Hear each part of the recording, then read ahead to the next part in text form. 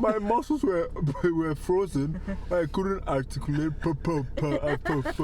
Anything that would come out of my mouth to. I think his teeth were like Moses parting the lips. Good morning, people. It is the final day of the road trip, which means the itinerary is as follows. We don't have much time today. We only have until 11:30 to drop off the car. And so the itinerary for today, first, we're gonna go to a set of volcanoes. They're like a bunch of craters just like lined up next to each other, which is just calling for a drone shot, isn't it? Then we're going to go to this huge lava field, which is next to, well, the volcanoes. And then the main attraction, the Kirkjufell mountain, and the big, sharp, like, mountaintop that, you know, is kind of like synonymous with like Iceland's landscape. Then, last but not least, we're gonna circle around and on the way back, hit this beach, something with a Y, beach or so, which is the most, where you're most likely in Iceland to see seals. Probably cannot fly a drone there, I cannot imagine. And then my lens is probably not long enough, but maybe with our eyes we can see it.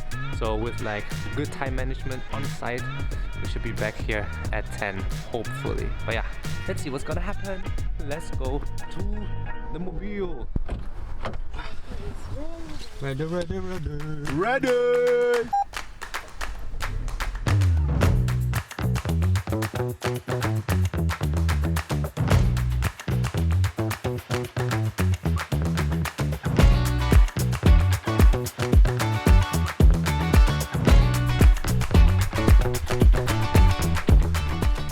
Whoa, you know guys, when you try to get somewhere and then you see like a road kind of just leads into that direction, you just go on the road. That's kind of what we did now, and we ended up traversing this whole road.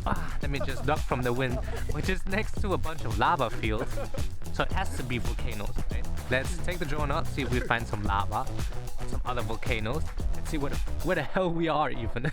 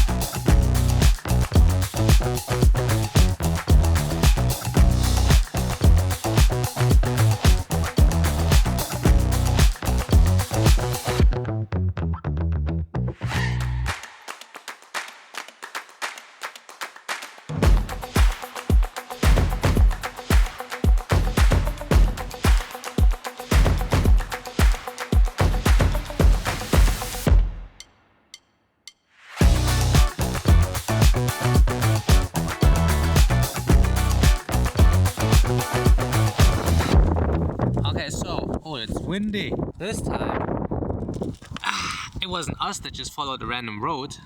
This one, to be specific, it was Google Maps that led us here. That said, hey man, you want to go to this lava field, this ancient lava field, which is called Berserk,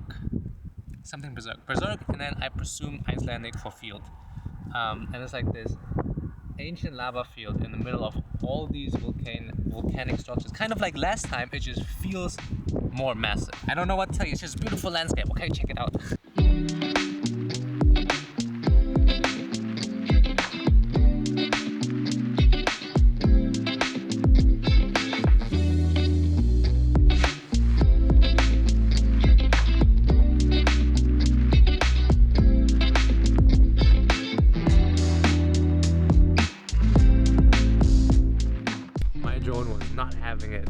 I think I lost signal like 3 times or something like that, and I knew that I was flying into like a tailwind, right? So when I was flying out, it was all fine, but then as I was coming back, that's the struggle. Like I flew just behind this mountain right here, and I lost signal, and it was struggling to get signal back because the drone was struggling to come to me, so I just had to like walk towards it to like finally get it back and land it. So that was the most sketchy part until now, but it's fine, you know, like as long as it's like an open area, it will just hover there, you know, it won't crash into anything, so that's like a safe thought to have. beautiful out here, I must say, man. God damn it, Iceland. You do it every time.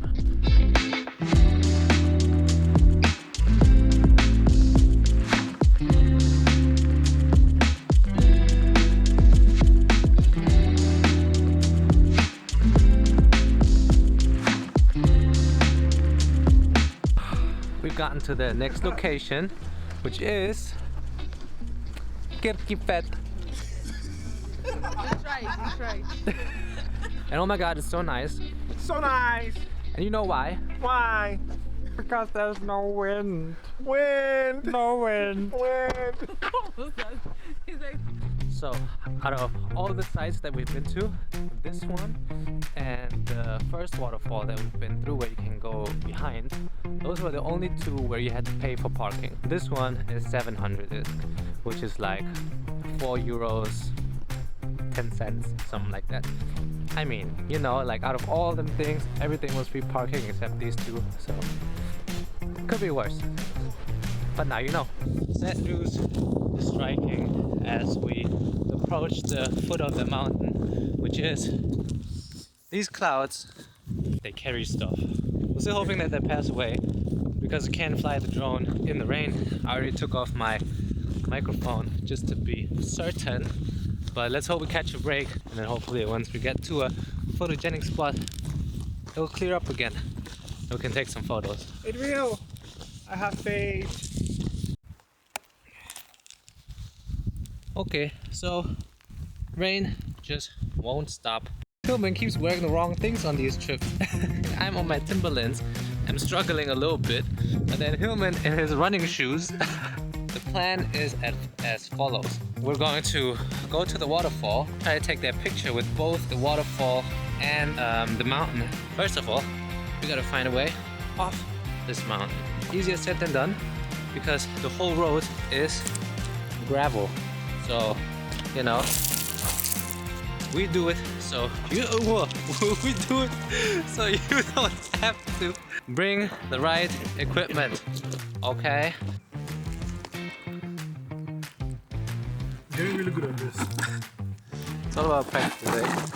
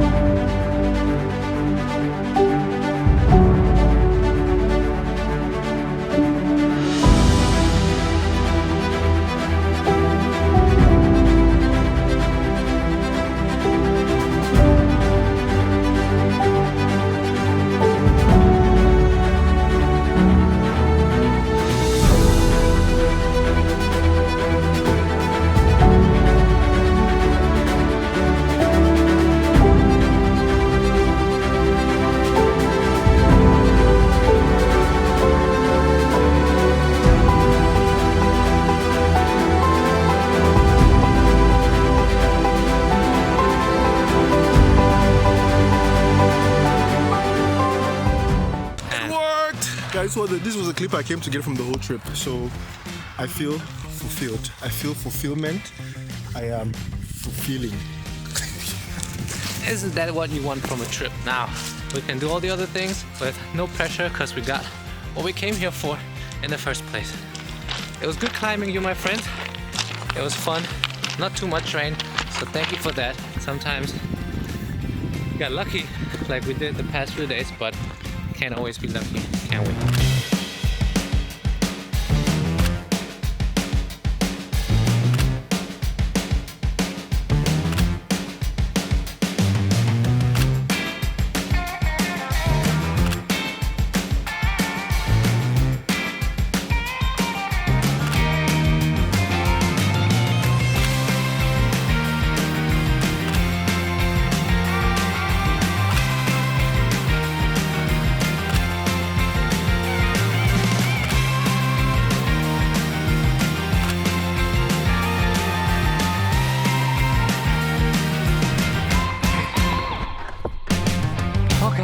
So we decided to quit the beach for the seals because of time issues. So we have to be back, bring the car, and also take the bus still. We're at 10:30 right now, so we're gonna go over, drop the car, and then we have some time because the thing is, when you book cheap tickets, here's the thing, right? When you book cheap tickets, they're most likely not gonna be at very humane times. Our flight here was pretty nice. It left like 12 p.m. but our flight back leaves at 6 a.m. So we gotta be at the airport at 4 a.m. which means we gotta take the bus here at 3 a.m. which means we're not gonna sleep tonight. We're gonna play some games, you know, have fun, enjoy the last few moments together in Iceland of the Iceland crew, and then we're gonna go back, take the bus 3 a.m. and we're out, baby, and then get home and sleep. But that's what you gotta do if you want to travel cheap. And then I'll recap what the price was for the whole trip together, everything that I didn't cover yet. The car didn't cover because of gas and stuff still, and then the food and all that good stuff will be all together. What was the budget for this trip? Let's find out.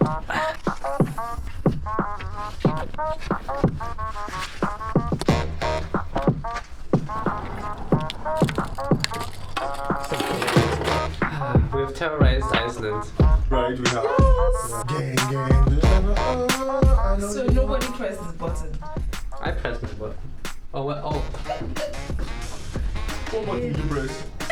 Record button.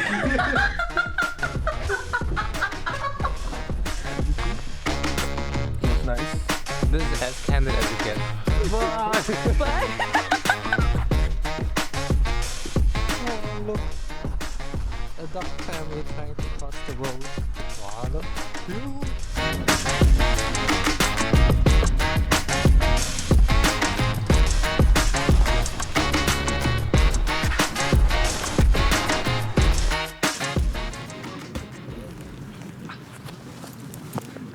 Well, welcome to London. Made it up here just in time for the sunset. Actually, I didn't know, but the sun sets above this hill, so it's kind of late for the sunset. But we get a little bit of blue hour, so it's not too bad. Man, I can't believe Iceland is just over like that, man. What a crazy couple of days. Felt so much longer because, well, less sleep, daylight all the time. So it's pretty great, but let's recap. I'm gonna go through all the costs that I didn't go through yet to see what the total budget was for those 6 days, and also the key takeaways. So if you go there, what you should do, what you shouldn't do, what you should pay attention to, especially if you go there to like take photos, take videos. So what are the key takeaways? Let's start off with the flights. Flights were $184 per person, which is actually super cheap if you think of the fact that we flew from Germany all the way to Iceland. And obviously our flight back was just at an inhumane time. But if you want to save money, then that's what you got to do. Then the next biggest thing was the car. Now the car for all 3 days cost us $576 in total, right? And then obviously you divide it by how many people you get in your party, right? The more the merrier, the more the cheaper. But that is also including all the insurances. For an SUV car with all-wheel drive that can go on the F roads and that used gas in the amount of 127 euros for all 3 days. So all 3 days we drove. Like we left in the morning, came back in the morning. You know, we left at like 9 a.m., came back 2 a.m. Granted though, ours was a hybrid.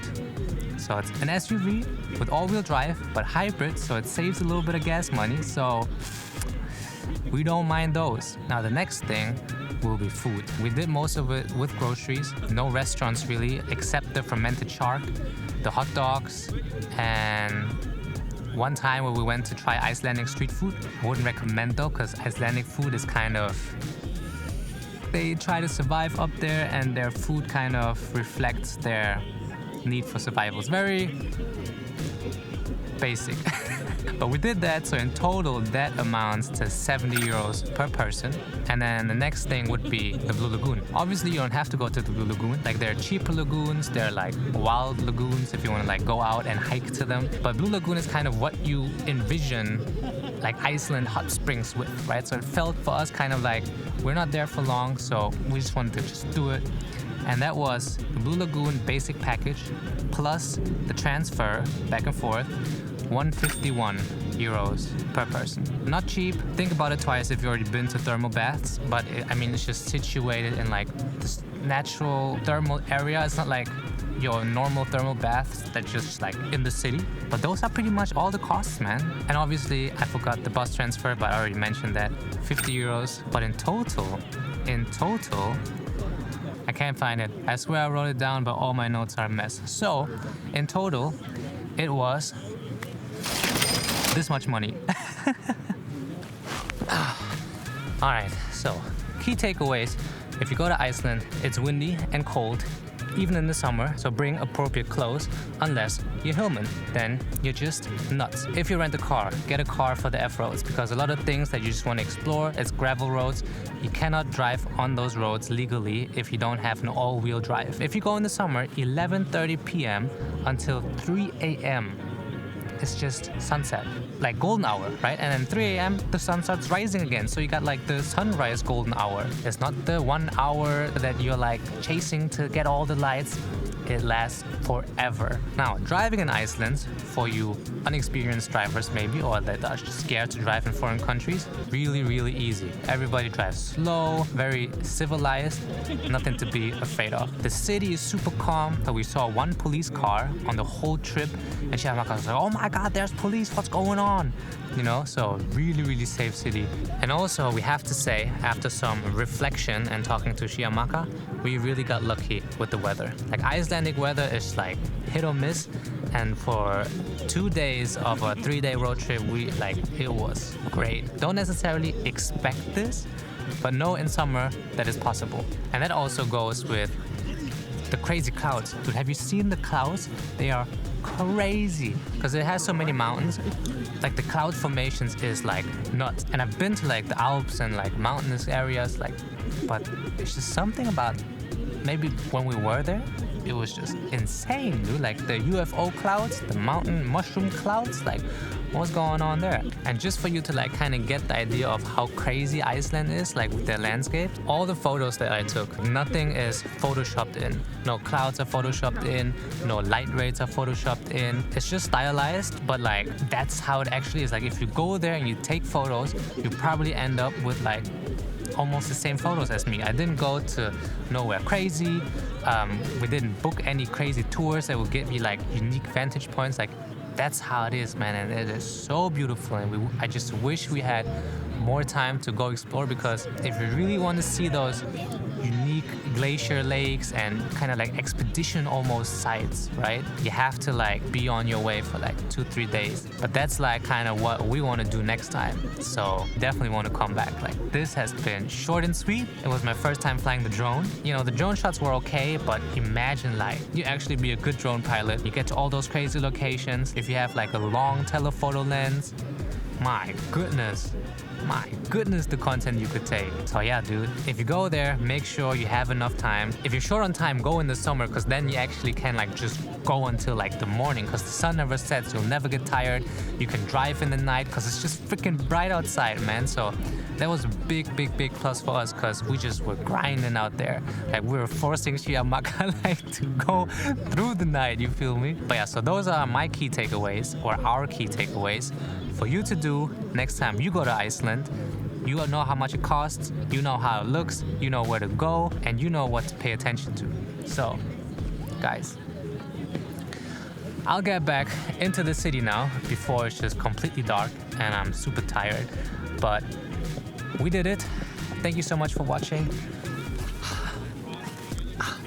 And it's been a good one, man. Until the next one.